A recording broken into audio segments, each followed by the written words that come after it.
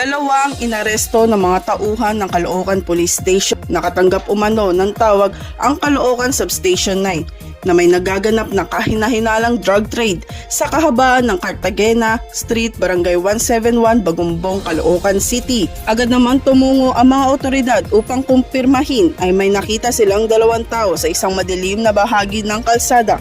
Maingat ang paglapit nila nang biglang nagkaroon ng maikling habulan na nagresulta sa pagkakaresto sa mga suspect.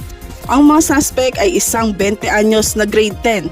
Ang isa naman ay isang 26 anyos na stockman. Nakumpiska mula sa mga suspect ang 560 grams na hinihinalang marijuana at may street value na 67,200 pesos.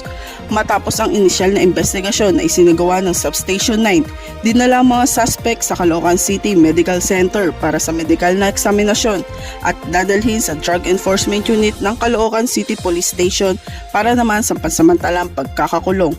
Ang mga suspect ay naharap sa Article 151 at Section 11 ng RA 9165 o Comprehensive Dangerous Drugs Act of 2002. Mula rito sa Northern Police District, ako po ang inyong PNN correspondent, Patrolwoman Glycelan Esperanza, alagad na batas, taga-taguyod ng Balitang Pulis.